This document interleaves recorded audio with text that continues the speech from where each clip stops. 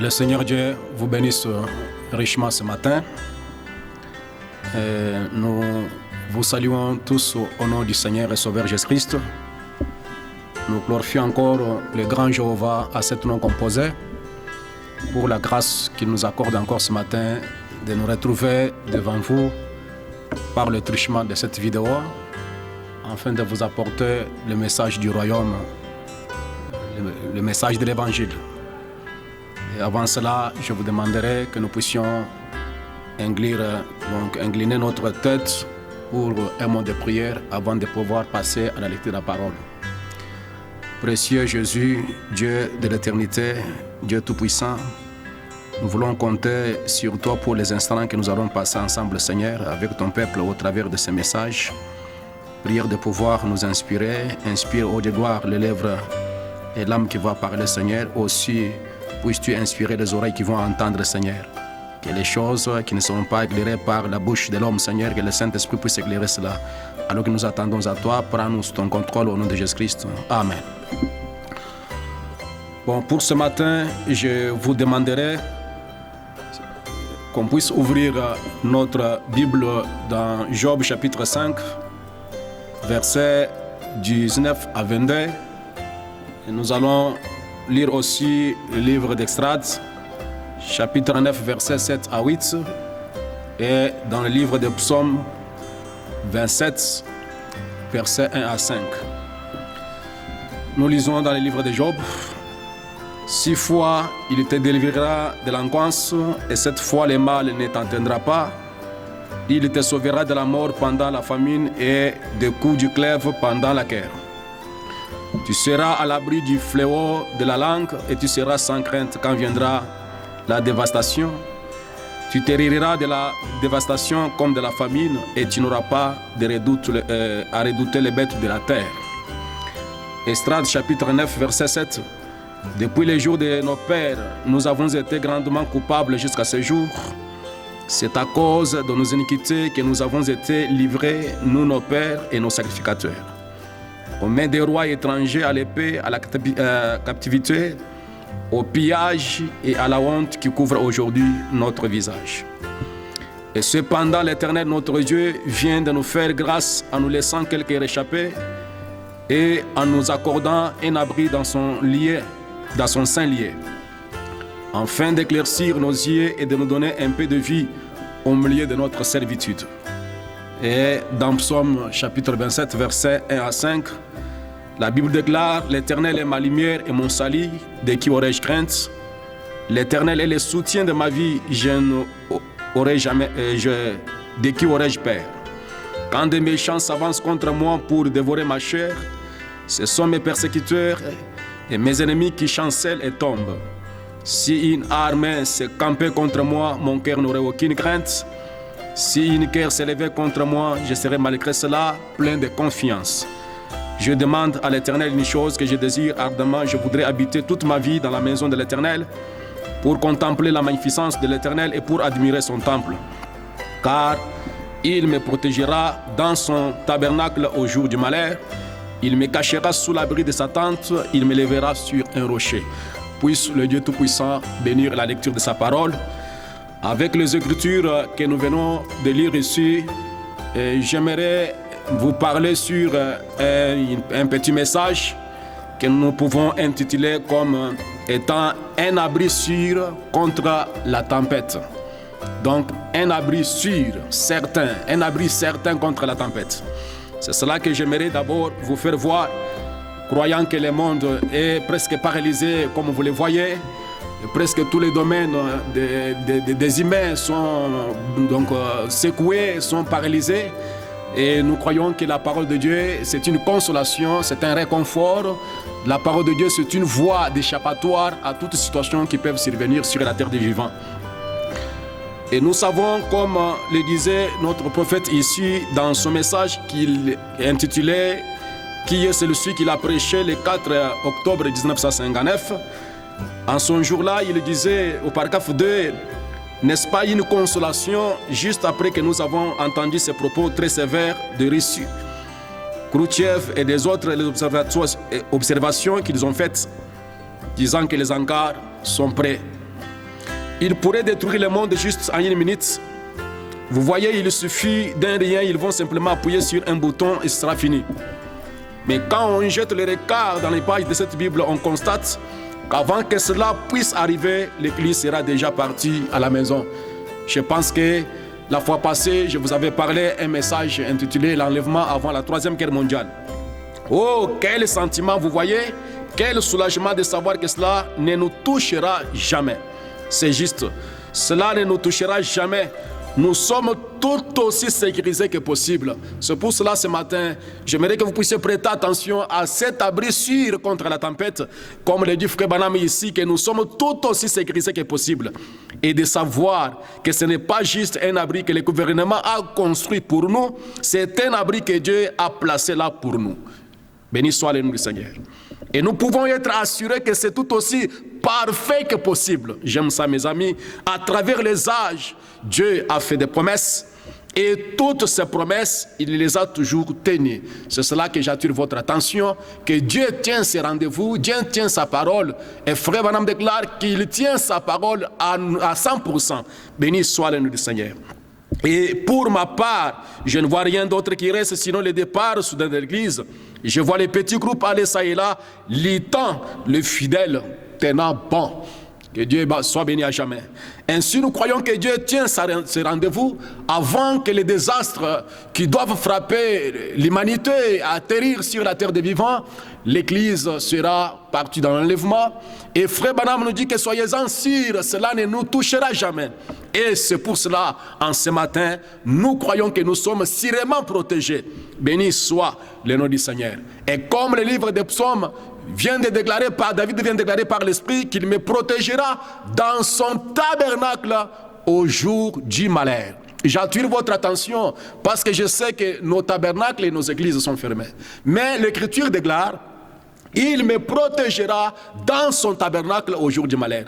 Et je pense que si vous comprenez cette écriture telle que ça se vient d'être dit ici, sachant que Dieu tient ses promesses, Dieu tient sa parole, j'aimerais attirer votre attention, mon ami, sur quelque chose qui est arrivé à l'an 70 de notre ère, c'est-à-dire après Jésus-Christ, quand le général Titus est venu encercler Jérusalem, comme cela a été prédit par le Seigneur Jésus, quand il parlait sur les événements qui devaient arriver sur Jérusalem, après avoir rejeté le Messie, après avoir rejeté le oint de Dieu qu'ils avaient tant entendu. Et le malheur devait arriver à Jérusalem. Et si vous lisez dans le livre de Luc chapitre 21 ou dans Matthieu, vous allez trouver donc la chose comme nous allons en parler ici. Mais nous pouvons nous référer à l'histoire, comme l'histoire déclare que quand le général a encerclé un peu donc Jérusalem était fermée, il n'y avait pas de sortie, il n'y avait pas d'entrée. Et les historiens nous racontent comment les gens ont péri, ils ont mangé leurs propres enfants, ils ont mangé des gorges d'arbres. Et finalement, la situation s'était empirée. Et pendant qu'ils étaient encerclés par le général, qu'est-ce qu'ils ont pensé, ces juifs religieux? Ils ont pensé à cette écriture que je viens de lire ici. Il me protégera dans son tabernacle le jour du malheur. Et ils sont allés dans le tabernacle, dans le temple de Salomon, mais sans toutefois prêter l'attention à la parole prophétique, alors que Jésus avait dit, il ne restera pas pierre sur pierre qui ne sera renversé. Et ils sont allés dans le temple de Jérusalem, dans le temple de Salomon pour s'abriter, pour trouver la consolation, pour trouver l'abri. Mais laissez-moi vous dire, ils se sont fait tuer par milliers et par milliers. Pourquoi? Parce qu'ils n'avaient pas prêté l'attention à la voix prophétique. Ils n'avaient pas l'information prophétique. Que Dieu soit béni pour cela. Et laissez-moi lire quelques déclarations de Frère Branham là-dessus dans son message intitulé « Les sceaux de Dieu ».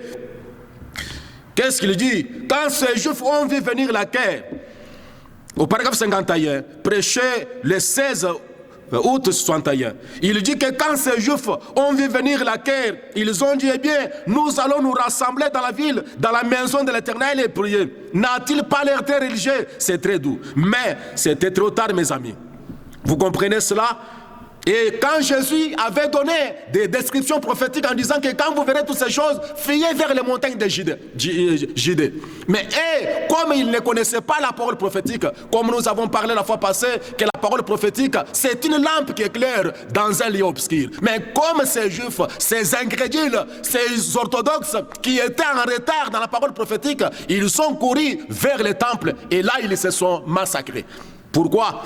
Et pourtant Jésus avait dit que celui qui est dans la maison ne monte pas sur les toits, qu'on ne descende pas. A-t-il dit, mais fouillez dans les montagnes, car il y aura un temps de détresse. Maintenant, considérez que toutes les grandes églises dénominationnelles ont dit, et elles ont vu Titus s'avancer. Eh bien, allons à la maison du Seigneur, offrir la prière. Et c'était trop tard.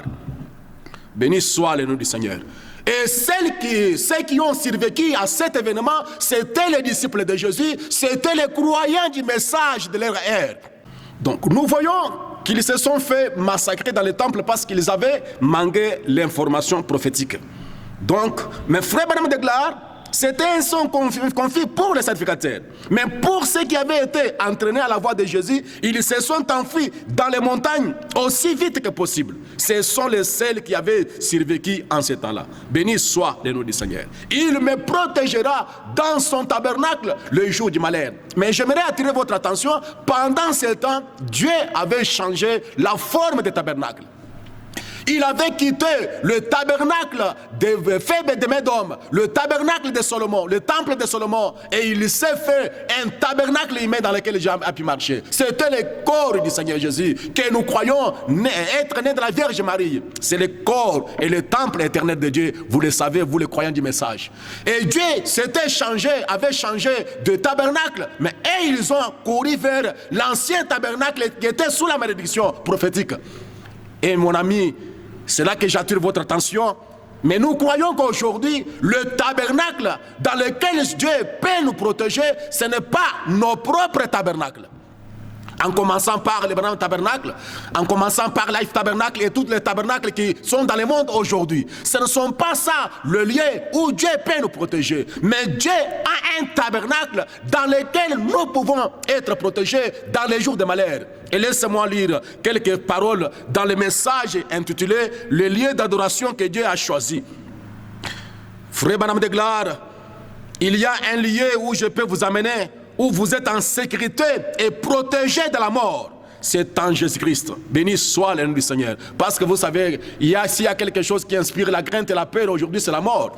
Mais mon messager déclare au paragraphe 71, il y a un lieu où je peux vous amener, où vous êtes en sécurité et protégé de la mort. C'est en Jésus-Christ. Pas dans une église, pas dans un tabernacle, mais en Christ. C'est lui qui est le tabernacle de Dieu. Vous comprenez ça? C'est Christ qui est le tabernacle de Dieu. Vous pouvez lire cela, comme je n'ai pas beaucoup de temps à faire des commentaires là-dessus. Et dans ce tabernacle-ci, quand Christ est entré dans son tabernacle, la nuée avait couvert le temple au temps de Salomon. Et quand Dieu est entré dans son tabernacle, vous savez ce qui s'est passé là au Jourdain quand Jésus a été baptisé. La colombe s'est descendue, s'est tenue sur le tabernacle de Jésus.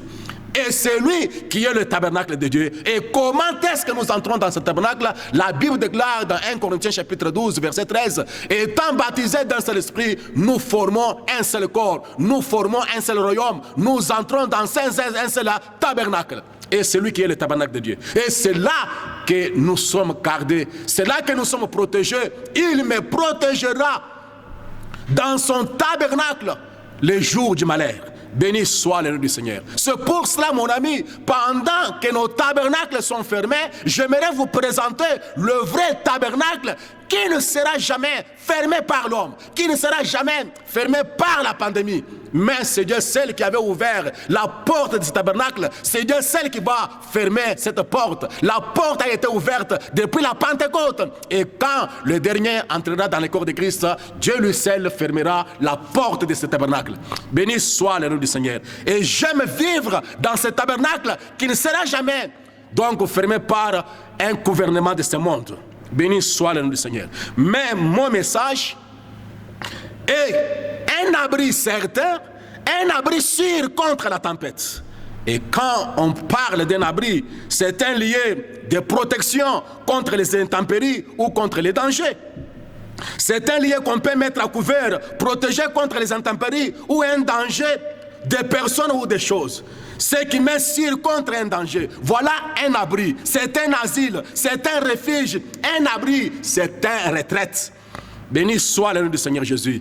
Et dans les termes militaires, quand on parle d'un abri, c'est tout ce qui peut mettre une troupe donc couverte des projectiles de l'ennemi, contre les attaques, contre les faits de l'ennemi.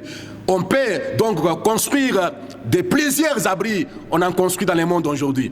Il y a donc les abris contre la pluie, abris contre, ça peut être bétonné, ça peut être blindé. Tout ça, ce sont des abris. Vous voyez le président de ce monde, il marche dans des voitures blindées. Ce sont des abris. Il y a les abris aériens, atomiques. Il y a beaucoup d'abris qu'on peut se faire. Ça peut être une hutte, ça peut être quelque chose, une maison, votre maison. C'est un abri pour vous protéger contre le froid et les choses pareilles. C'est la chose qui peut vous protéger contre réellement les intempéries. Et là, vous êtes protégé. Béni soit le nom du Seigneur Jésus. Quelque chose qui est destiné à protéger ses occupants contre les effets atomiques. Tout ça, ce sont les abris. Et le monde est plein des abris. Quand vous entrez dans votre voiture, là, en roulant, en faisant un voyage, c'est un abri. La voiture devient un abri pour vous. Et vous êtes dans un abri protégé contre les vents et contre les intempéries, comme je viens de le dire maintenant. Mais Dieu, dans son amour, Dieu qui est riche en miséricorde, nous a toujours donné un abri. Dieu a toujours donné un abri à son peuple d'une certaine façon et d'une certaine forme. Et ça dépend de la forme que Dieu donne. Et quand Dieu donne un abri dans une certaine forme, recevez cet abri-là. Béni soit le nom du Seigneur. Et ce matin, j'aimerais d'abord vous faire voir qu'un grand don sur la terre. Un prophète, c'est un abri. C'est là que j'attire votre attention. C'est un lieu de protection. Un prophète, c'est un abri pour les croyants dans son jour, dans son âge. Laissez-moi lire dans le livre de Osée, chapitre 12, verset 13. Comme vous le savez, vous les croyants de la Bible et les lecteurs de la Bible, la Bible déclare que par un prophète, l'Éternel fit monter Israël hors de l'Égypte. Et par un prophète, Israël fit garder. Et j'aimerais d'abord donc attirer votre attention, mon ami, qu'Israël a été gardé non pas à cause des sangs et des boucs, de taureaux. Israël a été protégé par un prophète. Protégé et gardé par un prophète. Béni soit le nom du Seigneur Jésus. Pourquoi un prophète peut-il devenir réellement un abri? Oui, un prophète c'est un abri. C'est un lieu de protection contre toute intempérie. Béni soit le nom du Seigneur Jésus. Vous savez, mes amis, si vous lisez dans le livre des Rois, chapitre 2, versets 11 à 12, la Bible dit, comme il continuait, c'est l'histoire d'Ésaïe, donc plutôt Élisée, comme il continuait à marcher en parlant, voici un char de feu et des chevaux de feu les séparèrent l'un et l'autre. Et Élie monta au ciel dans un tourbillon. Et quand Élisée vit cela, Élisée regarda et cria, mon père, char d'Israël et sa cavalerie. Et il ne le vit plus. Ça saisissant alors de ses vêtements, il déchira cela en deux morceaux. Béni soit le nom du Seigneur Jésus. Donc quand Élie est monté, Élisée cria, mon père, char d'Israël et sa cavalerie. Béni soit le nom du Seigneur Jésus. Et vous verrez aussi dans 2 Rois chapitre 13 verset 14, alors qu'Élisée était atteinte de la maladie dont il mourut, Joas, le roi d'Israël, descendit vers lui, pleurant contre lui. Mon père, char et cavalerie d'Israël. Donc un prophète, c'est le char d'Israël et sa cavalerie.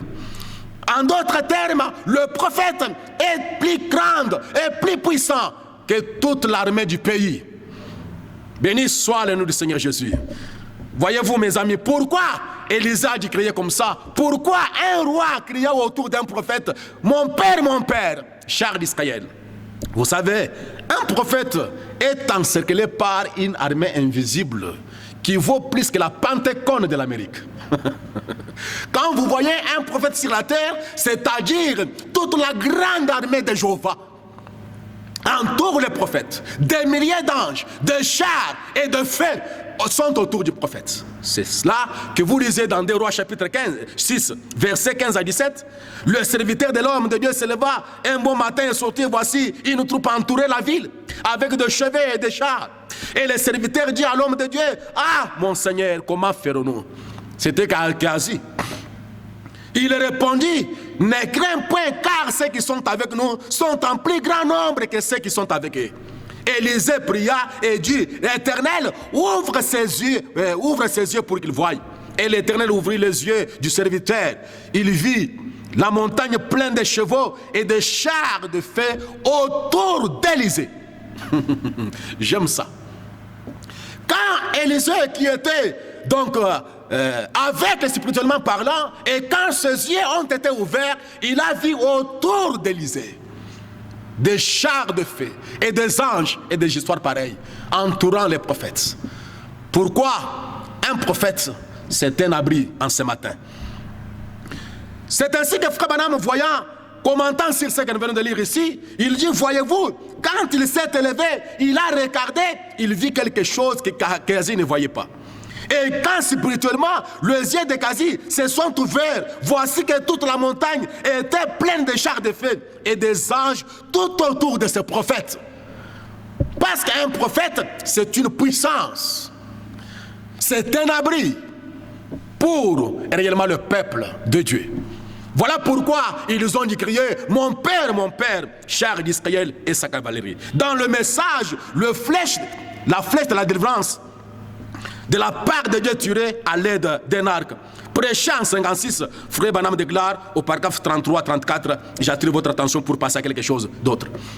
Ses yeux, ou bien ses rois Joas, apprit que le prophète était malade. Il est allé les visiter. Lorsqu'il est allé les visiter, il est allé avec révérence. Il devait aller avec respect. Il s'est approché, il avait assez de Dieu en lui pour savoir qu'il devait s'approcher du prophète avec respect. Mon ami, vous qui m'écoutez en ce moment, que vous soyez croyant du message ou pas, mais quand on parle du prophète, approchez-vous avec le respect auprès du prophète. Écoutez la suite, mon ami. Il s'est approché, pleurant sur lui, disant, mon père, char d'Israël et sa cavalerie. Voyez, c'est ainsi que vous devez obtenir quelque chose de Dieu. Ne venez pas dans une réunion comme celle-ci pour vous en moquer. Ne venez pas ici pour prendre une espèce d'histoire à véhiculer, de liens en liens. Si vous faites cela, vous n'arrivez nulle part avec Dieu. Jamais. Ne lisez pas la Bible dans la Bible de discuter là-dessus. Lisez la Bible pour la vivre, c'est vrai. Ainsi donc, quand il est allé là-bas et qu'il l'a vu, il lui a témoigné du respect. Il a dit, mon père, char d'Israël et sa cavalerie. En d'autres termes, mon père, tu vois plus que tous les chars d'Israël et toute sa cavalerie. Alléluia. Alors Élisée était plus grande, était plus puissant. Il valait plus que toute l'armée de l'Israël. Combien cela est vrai ce soir. Cependant, sa présence dans cette nation-là valait plus que tous les chevaux et tous les chars qu'ils avaient. Dans d'autres endroits, Frère Branham déclare qu'un prophète, il est plus puissant que toute l'armée des États-Unis. Béni soit le nom du Seigneur Jésus. Et en s'approchant, il s'est approché avec révérence. C'est là que je désire donc attirer votre attention ce matin. Il est descendu avec respect. Il a pleuré sur lui. Comme il est allé s'approcher avec respect, Dieu l'a honoré. Béni soit le nom du Seigneur. Puisque c'est cet homme s'est humilié et qu'il est venu devant Dieu en disant, oh mon Père, combien nous avons besoin de toi. Combien nous avons besoin d'un prophète. Dieu a honoré cela. Et cet homme a honoré Élie. Et Dieu l'a aussi honoré. C'est là que j'attire votre attention, mon ami. Commencez à honorer le prophète de Dieu. Et Dieu vous honorera. Et toi, mon ami, peu importe le tabernacle que vous êtes, je vous appelle ce matin, je vous appelle aujourd'hui à honorer William Branham. À honorer les messagers de Dieu par votre vie, par votre témoignage, partout où vous êtes. Honorez Frère Branham et Dieu vous honorera. Je le crois, sans l'ombre de doute. Béni soit le nom du Seigneur. Si vous honorez la Bible de Dieu et le Saint-Esprit, Dieu va vous honorer. Et la Bible, c'est la parole du Seigneur. Et la Bible, c'est un prophète. Ou un prophète, c'est la Bible à laquelle on ne peut ni ajouter ni retrancher. Et j'attire votre attention, l'approche du roi Osias, Joas plutôt, sur Élisée. Quand il a honoré Élisée, Dieu l'a aussi honoré. Et laissez-moi vous dire ce matin, frère Branham de gloire, honorez chaque don que Dieu a placé, car tout don c'est Dieu. Et notre attitude envers n'importe quel don produira les résultats. Que ceux qui ont les oreilles puissent entendre ce que Dieu explique à l'église. Passons à quelque chose. Comme je viens de le dire, qu'un prophète, c'est un abri. Noé était un abri pour sa famille. Quand la tempête s'est élevée pour détruire la terre, et Noé était inspiré. Noé avait reçu l'incident du Seigneur. Comme il était choisi, il avait trouvé grâce devant Dieu, Noé était un abri pour sa maison. Était un abri pour sa famille. Béni soit le nom du Seigneur Jésus. Je ne perds pas le temps de pouvoir parler et en parler. Mais lisez dans le livre de Genèse chapitre 6 et dans le livre des Hébreux, vous comprendrez ce de quoi je vais parler ce matin. Un prophète, c'est un abri. Joseph était l'homme spirituel. Joseph était un prophète. Et il a été haï par ses frères. Et ils l'ont vendu. Il est allé en Égypte, comme vous le savez. Mais comme il était spirituel, comme il était un prophète, Joseph est devenu un abri pour la maison de Jacob. Pendant que la tempête de la famine avait ravagé de l'autre côté, ils sont courus, ils sont allés en Égypte sans le savoir. Pourquoi? Là en Égypte, il y avait un abri. C'était Joseph. Béni soit le nom du Seigneur Jésus. Joseph était un abri, même pour Pharaon et son pays.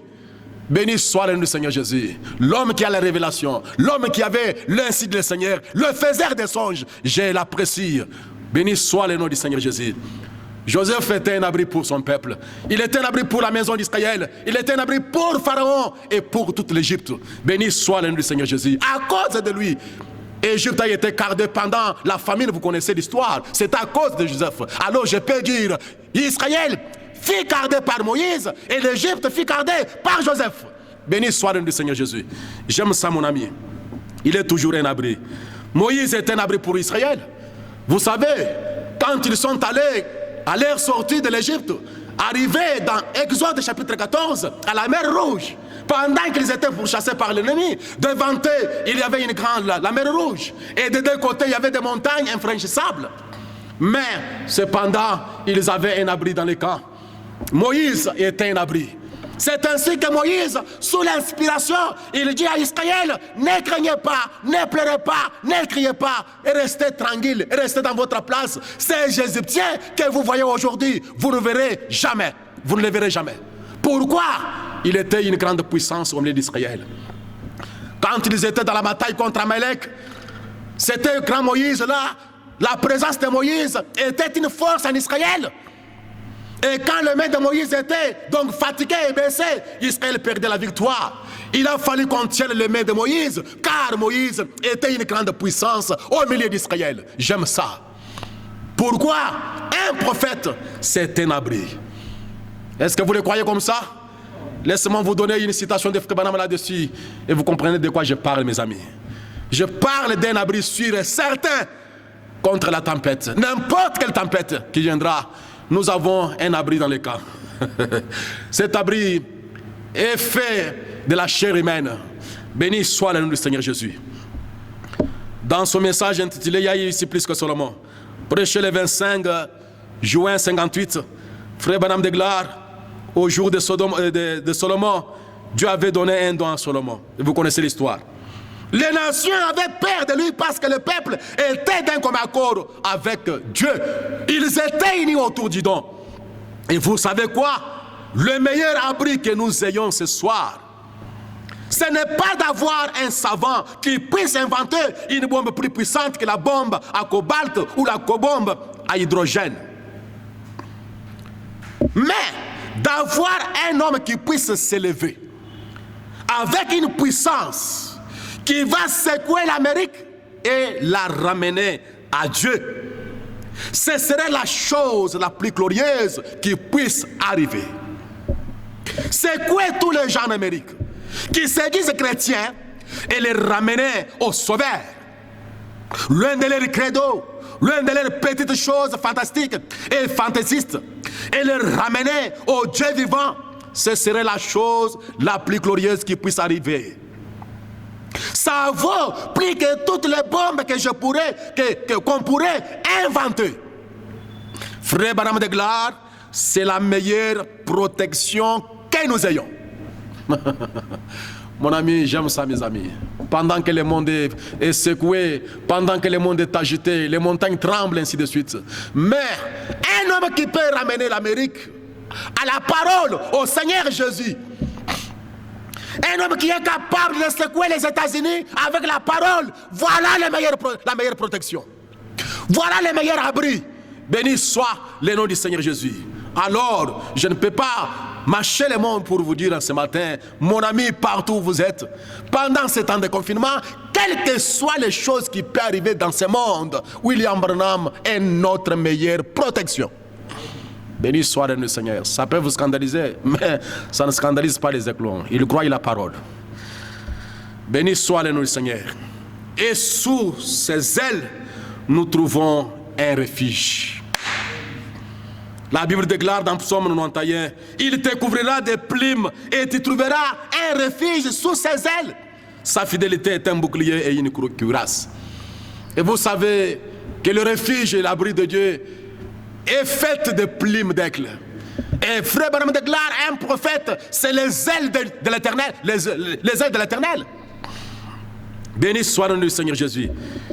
La Bible déclare dans Ésaïe 25, verset 4, tu as été un refuge pour les faibles, un refuge pour les malheureux dans la détresse, un abri contre la tempête, un ombrage contre la chaleur, car le souffle des tyrans est comme l'ouragan qui frappe du mirail. Béni soit le Seigneur. Et quand le prophète Joël s'est exprimé dans Joël chapitre 3, verset 16, de Sion l'Éternel est régi, de Jérusalem il fait entendre sa voix, le ciel et la terre sont ébranlés, comme ils sont ébranlés maintenant. Le monde est ébranlé maintenant. L'Amérique est ébranlée. La Russie, toutes les grandes nations sont ébranlées. Maintenant, la Bible déclare, mais l'Éternel, c'est un refuge pour son peuple, un abri pour les enfants d'Israël. Béni soit le nom du Seigneur Jésus. L'Éternel devient aussi un abri pour Israël. Et laissez-moi lire dans son message intitulé « Une robe d'occasion ». Écoutez ce que dit mon prophète. Je suis très content que nous ayons un abri.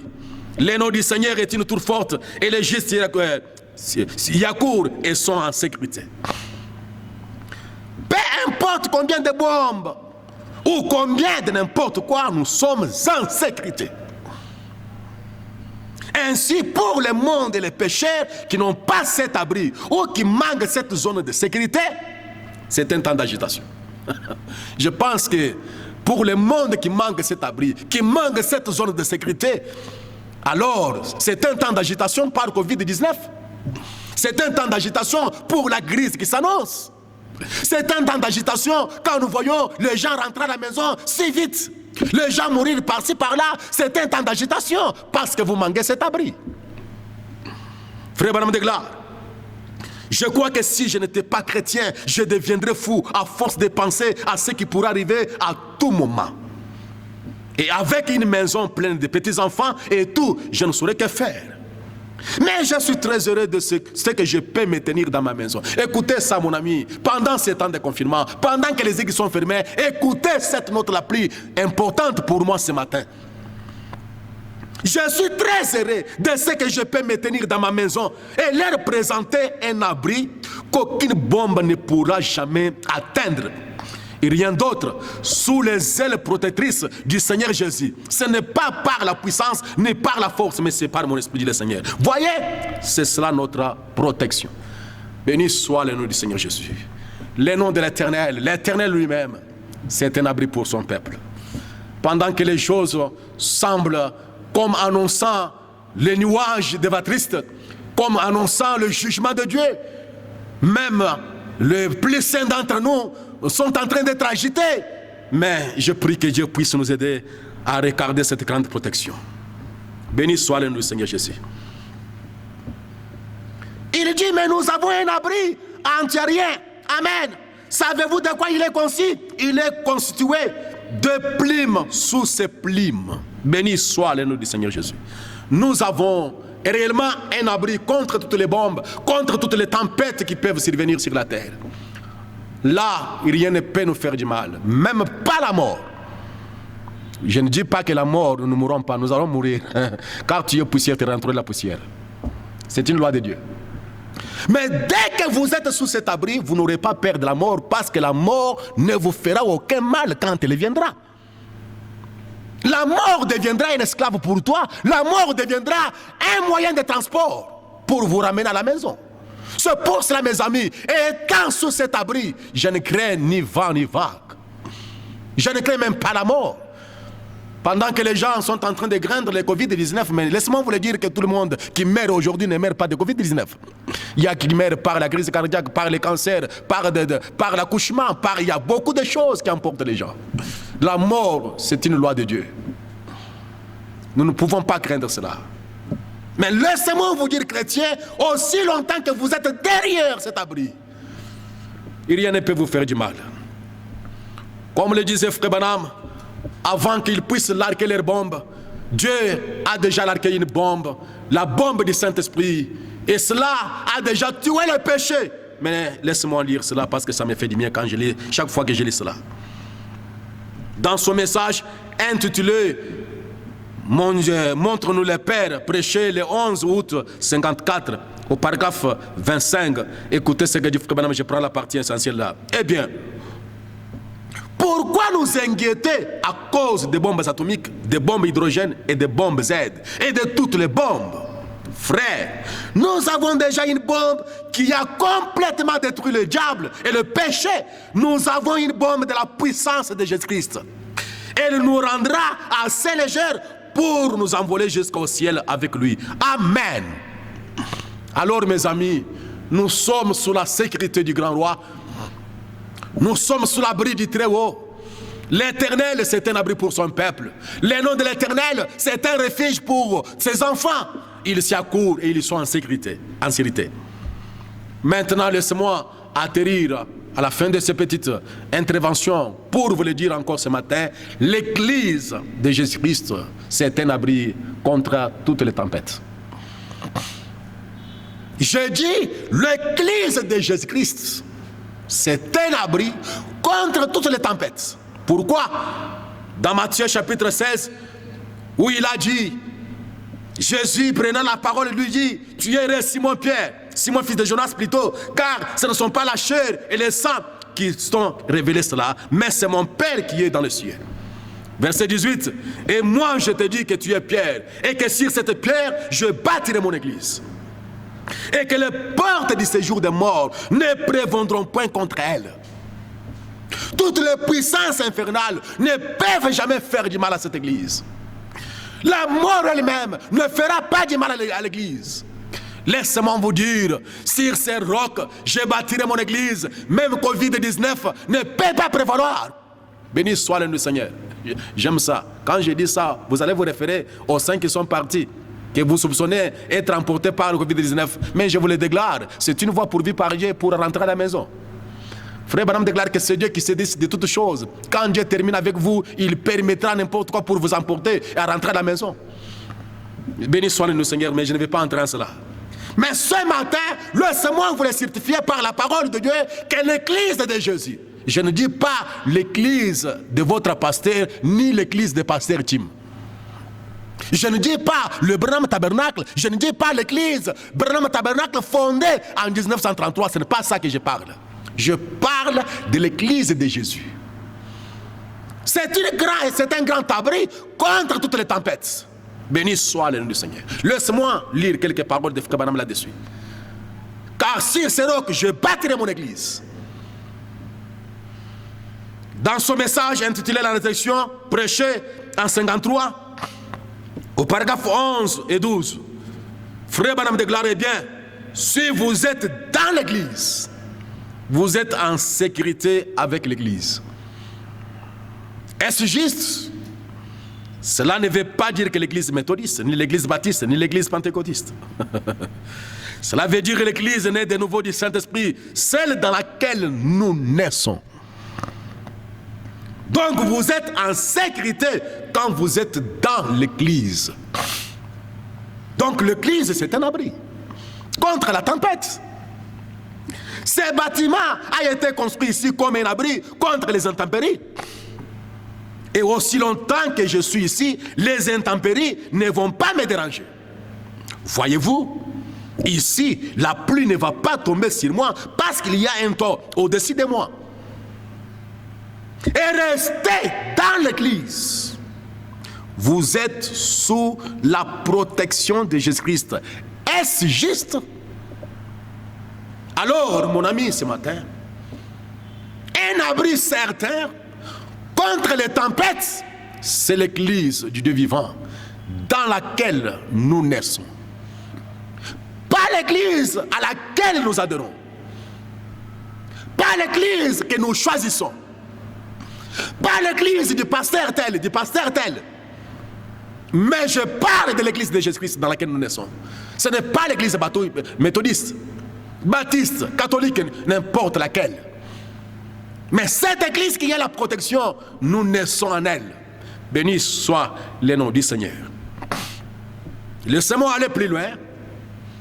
C'est une église dont j'essaye de pouvoir amener à tuer le peuple à y demeurer. Dès que vous sortez de cette église, les malheurs vous poursuivent. La tempête va vous atteindre. Supportez-moi. Dès que vous êtes dans cette église, aucun malheur, aucune chose ne vous fera du mal. Quand nous sommes à l'intérieur de cette église, toute chose concourt au bien-être de ceux qui aiment Dieu. Même pas la fermeture des églises ne me fera pas du mal tant que je suis dans cette église qui ne sera jamais fermée.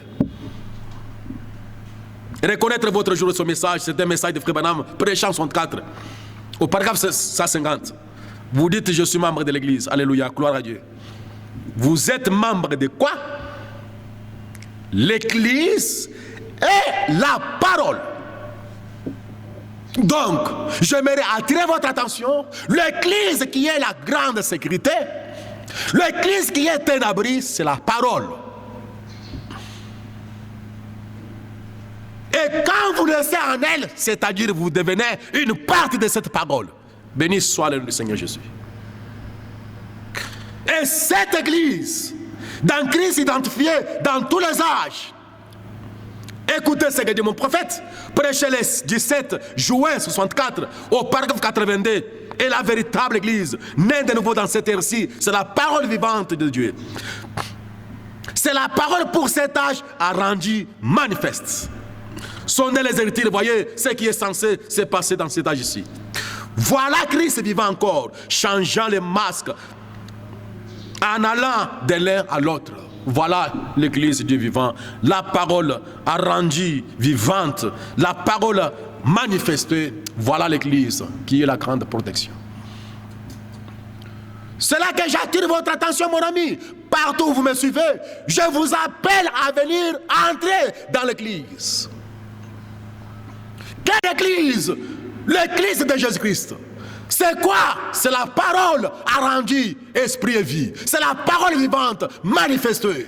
Si vous n'êtes en dehors de cette église, quel appel glorieux je vous lance ce matin par l'Esprit de Christ à venir entrer dans le lieu de protection. Béni soit le nom du Seigneur. Ça me donne de la joie quand j'en parle. Et Christ, la parole, c'est cela la zone de sécurité. Comme le disait Psaume chapitre 18, verset 3, l'Éternel, mon rocher, ma forteresse, mon libérateur, mon Dieu, mon rocher, je trouve un abri. Mon rocher où je trouve un abri. Mon bouclier, la force qui me sauve, ma haute retraite. J'aime ça, mes amis. Frère Branham de gloire. Le berger, celui qui prend soin des brebis, celui qui protège les brebis. Ce n'est pas à la brebis de pouvoir se garder ou se protéger, mais c'est le berger qui protège la brebis.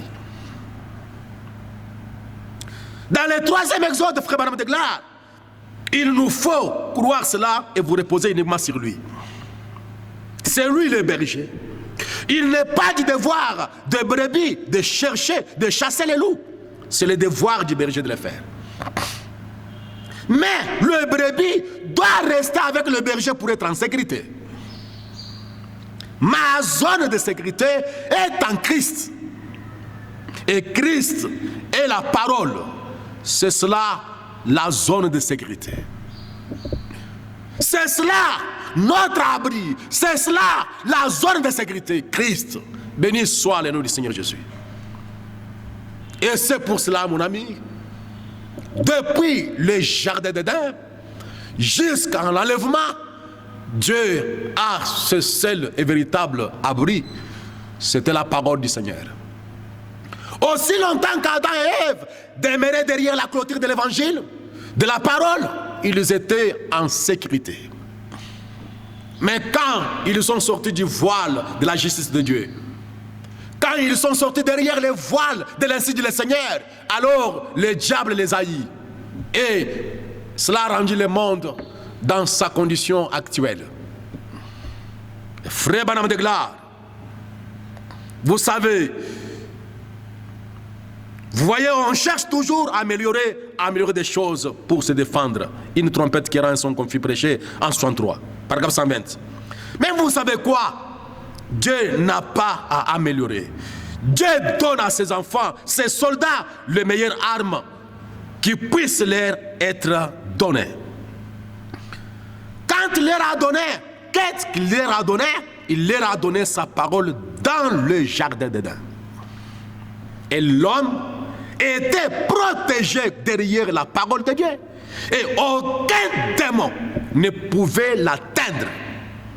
Et rester dans la parole. J'aime ça, mon ami. Peu importe ce qui arrive, que le ciel soit ensoleillé ou que les nuages couvrent le soleil, et restez dans cette parole. Que le monde soit agité, restez dans la parole.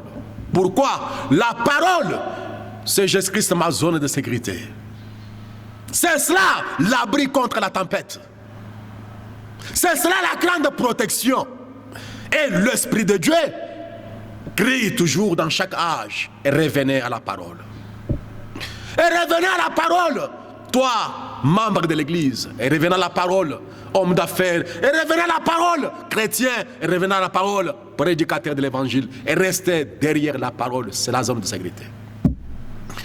Si vous sortez derrière cette parole, n'importe quoi peut vous arriver, comme le dit Frère Branham. Mais dès que vous restez avec la parole, vous restez dans la zone de sécurité. En ce matin, laisse-moi conclure en vous disant que Dieu qui est riche en miséricorde donne un abri à son peuple de plusieurs formes. Et rester avec cet abri-là, la parole manifestée, c'est un abri. Un prophète, c'est un abri. Christ, l'Église de Dieu, c'est un abri. Demeurez-y et vous serez en sécurité. Voilà ce que je crois. J'aimerais attirer votre attention ce matin. Pendant que notre monde est bouleversé, est en train d'être secoué d'agitation, le monde est paralysé, tous les domaines sont paralysés dans ce monde. Tout est dans l'arrêt aujourd'hui. Mais laissez-moi vous le dire, l'Église de Jésus-Christ, c'est un abri contre les intempéries. Et restez là et vous serez dans la sécurité. Alors, j'aimerais que vous puissiez réfléchir ensemble avec moi. Est-ce que vous êtes derrière cet abri? Est-ce que vous êtes dans cet abri dont je viens de parler? Si tel n'est pas le cas, écoutez quelques paroles que dit mon prophète. Dans son message, et leurs yeux s'ouvrirent, ils les reconnurent. Au paragraphe 78, maintenant mes amis, toi, ma propre ville, j'aimerais maintenant dire ceci avant de clôturer ce réveil. L'un de ces jours, il ne restera rien de Jeffersonville, pas même la cendre. Il ne restera rien de ces Charlestown. Il ne restera rien de Louisville. Ce monde est prêt pour le jugement. Ils ont maintenant une bombe à hydrogène que la Russie peut lancer depuis Moscou, la faire tomber sur la 4e mairie et atteindre chacune de ces usines explosives par ici, envoyer cela à 24 mètres sous le sol, rien qu'avec une seule bombe. Une seule bombe. Ça fera tomber environ 49 mètres sous le sol. La main est sur la cachette. Le temps passe. Il est plus tard que vous le pensez. Pourquoi attendre jusqu'à ce moment-là? Souvenez-vous, si cette tente terrestre est détruite, nous en avons déjà une qui nous attend. Ne soyez pas effrayés par les bombes à hydrogène ni par aucune autre chose. Laissez-moi vous dire que ne soyez pas effrayés par Covid-19. Tant que vous avez Christ dans votre cœur, c'est le meilleur abri que je connaisse contre les bombes. Et ce matin, je vous appelle, mon ami, à réfléchir là-dessus. Tant que vous avez Christ dans votre cœur. Qui est Christ dans votre cœur? C'est la parole établie dans votre âme. Qui est Christ dans votre cœur? C'est la grande onction, l'inspiration qui rassemble l'épouse ici au temps de la fin. Et si vous avez cette parole dans votre cœur, ne soyez pas effrayés. Il fait de plume. Sous ses ailes, nous demeurons. Et frère Branham de gloire, ainsi, ne vous inquiétez pas au sujet de ces choses. Si vous êtes chrétien, je pense que vous êtes chrétien, mon ami. Et si vous l'êtes, ne vous inquiétez pas pour quoi que ce soit. Ne soyez pas agité pour quoi que ce soit. Mais frère Branham ajoute, il dit, mais si vous n'êtes pas chrétien, vous vous tenez certainement dans une position terrible. Vous ne savez pas à quel moment votre cœur va cesser de battre. La Bible qui dit, dans les derniers jours, les hommes mourront de maladies cardiaques. Le cœur des hommes défaillit de peur. Il y a la persévérité de temps et de l'angoisse chez les nations. Et remarquez autre chose. Il a dit, plus des hommes qui meurent que des femmes. Il y a plus des hommes qui meurent que des femmes. La Bible n'a point dit que ces cœurs de femmes défaillissent. Il a dit les cœurs des hommes défaillissent. C'est absolument vrai, parfaitement.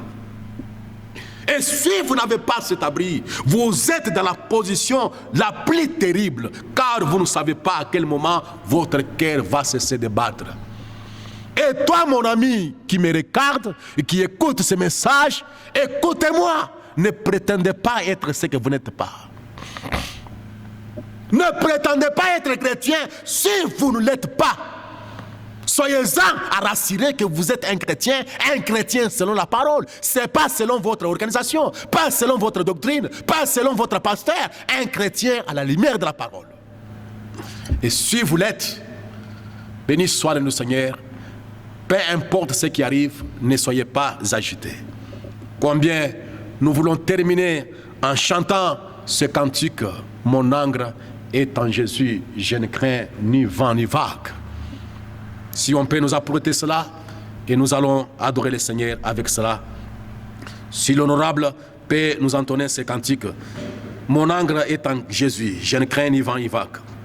157 aux années, je pense.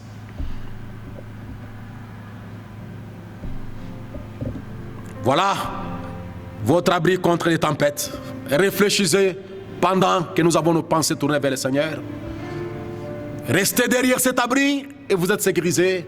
Même pas la mort ne vous fera pas du mal. Quand elle viendra vous prendre, vous amener à la maison, ça sera un esclave et un moyen de transport.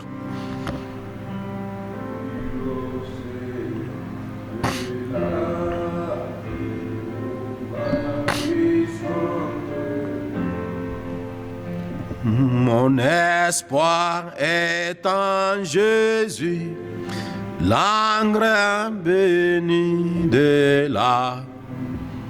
Quand dures épreuves m'assaillent, comme ces recroupes l'aura, content sur j'ai de mon ancre est en Jésus, tempête je vis. Mon ancre est en Jésus, Je ne crains ni vent ni vent. Mon engrais est en Jésus, parce qu'il paie sauver. Mon engrais est dans les rochers de mon engrais est en Jésus, tempête de vie, je brave. Mon engrais est en Jésus, je ne crains ni vent ni vent. Mon engrais est en Jésus, parce qu'il peut sauver. Mon engrais est dans les rochers il me protège du mal, mais dans la paix bénie. Sa voix calmant les eaux, et fils c'est l'air humide. Mon guide libérateur, j'ai confié tout en lui. Quand j'ai besoin de lui, il est là. Chantons mon engrais est en Jésus, tempête de vie, je brave. Mon engrais est en Jésus, jeune, ni vent, ni vent. Mon engrais est en Jésus, parce qu'il peut sauver. Mon engrais est dans les rochers. C'est mon ami, il est mon sauveur. C'est mon ami, mon sauveur, je suis engrais en lui. Il chasse au loin mes chagrins, mes gardes de la vie. Ma foi est au-delà des vagues de la vie. Là je vois un abri préparé pour. Ah oui, mon engrais est en Jésus, tempête de vie, je brave. Mon engrais est en Jésus, et je ne crains ni vent ni vent.